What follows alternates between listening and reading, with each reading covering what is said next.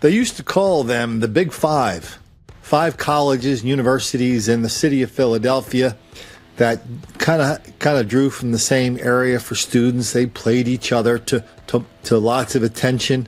Football, baseball, basketball, track. Well, that was back in the day. Today, the Big Five is not really around that much anymore, and all the schools have kind of individually gone on to bigger and better things. But they still have one thing in common. They're very exclusive. They're very expensive. The school we're going to hear about here at Salle University, that costs $40,000 a year, though I think they're reducing it to $29,000 pretty soon. Has about 4,000 students, mostly white, mostly affluent, right in the middle of a chocolate neighborhood. So they all share one thing in common. The fellas look at these white kids and they see nothing but one walking, breathing, talking ATM machine. And so the faculty and the people who run LaSalle, they decided they're going to have a meeting to figure this all out. But here's one thing that always surprises me in these meetings. Where are the brainiacs in the classrooms that are always explaining to us what's behind all this black violence, criminality, and dysfunction? Where are they? Why are they not here explaining to us why these students are targets? Why? Student safety is becoming a concern at LaSalle University. A number of recent crimes in the area has many there on high alert, and the school is looking to do something about it. It is Friday afternoon. I'm Shari Williams. And I'm Brian Taft. The big story on Action News today is that concern about crime near LaSalle's campus in the Alney section of Philadelphia. Some students have even been robbed at gunpoint. Action News reporter Bob Brooks is live on campus with more on what's happening there. Bob. Yeah, Brian and Shari, this is a major problem. There's simply no other way to put it. What is happening is, as soon as some students are leaving campus, just getting feet from campus, they're being robbed. The suspects are using guns, and some students are scared someone is going to get killed. You wake up, you go to class. That's what college students do. But for LaSalle students, something else has become all too routine. That's receiving alerts from school security about a crime close by. LaSalle alerts, cell phone snatch, armed robbery, cell phone snatch. That phone belongs to sophomore Alyssa Van Herk. She's kept each alert in a separate folder as proof to show her family back home. Here I'm like, wow, it's actually really true and it's serious.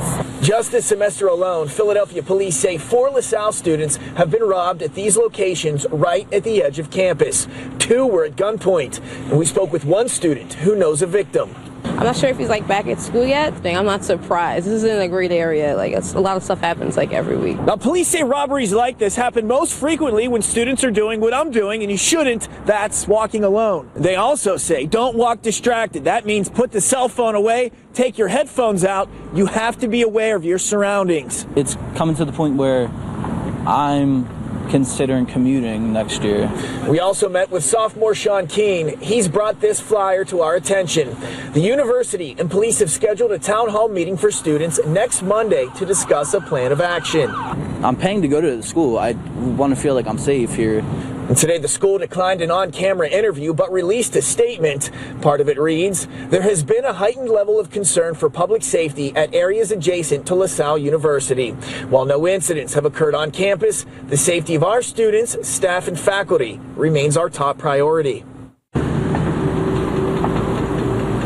Okay, Brian, again, that meeting is set for next Monday, right? Safety has become the leading conversation at LaSalle University following several frightening incidents involving students. At least 2 were robbed at gunpoint. The recent spike in crime led to a big meeting tonight for students to voice their concerns and for administrators to have a say about what's being done. Action News reporter Dan Quayle, our live force now on campus in Alney with the major points that came out of that meeting tonight, Dan. Shari, some 2,000 students had signed a petition demanding a meeting on crime and safety. We were not allowed into the meeting, but a university official tells us over 300 students attended. I feel very unsafe, and I want something to be done. We just don't feel safe. We shouldn't have to be afraid. The feelings of a number of students who attended the crime and safety meeting here at Salle University. My friend got robbed, and the guy ran up the street and robbed another person at LaSalle Apartments. Incidents. A university spokeswoman reports there have been 7 incidents near the campus since January 1st, 4 robberies and 3 thefts or attempted thefts. And that while the incidents did not occur on campus, they have tripled the number of surveillance cameras and through a grant hired a Philadelphia police officer to patrol the campus. And they drive around campus, they walk through campus, and they are on site every day from 6 p.m. to 2 a.m. The university sends students text alerts on incidents of criminal activity near the university to keep them informed. Tonight's meeting seemed to do little to put students at ease. They talk about some app which isn't going to help us whatsoever, because if they rob you and they take your phone, how are you going to report that? There's no solution whatsoever. Every question that was asked by a student, LaSalle just danced around the answers and pretty much said, we can't answer that at this time. We can't find one professor who's written one paper, one book about how black people are relentless victims of relentless white racism all the time, everywhere. That explains everything, especially why rich kids are always getting robbed at LaSalle. Not too far from LaSalle is Temple University. It's a bigger school. Temple has the biggest police force of any college in the world. Please, sir, I want some more. Because they know that the students at Temple are also victims, even bigger victims than the students at LaSalle. I got these stories from a couple of graduates of LaSalle who are telling me that, back in the day, this wasn't a bad school to go to, but even back in the day, you realized where you went to school and what was surrounding your school and how safe you were or were not. So the people who run LaSalle know that their students are being targeted by the fellas. These are the same professors, the same administrators who are so sympathetic to Black Lives Matter in every single episode of every single claimant for black victimization that comes down the pike.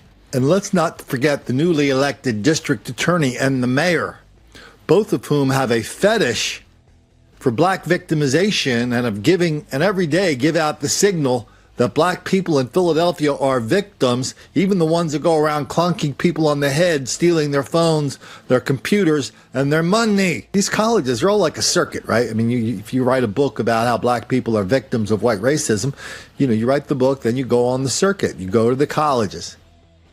LaSalle is just like every other college. They welcome people that tell the story of black victimization. They absolutely refuse to hear any other point of view on this topic. Because even though there aren't that many fellas at LaSalle University, reminding the students at LaSalle and the parents and the faculty and the alumni, reminding them that students are now targets of black people in and around the campus. Oh yeah, that makes the black kids very angry.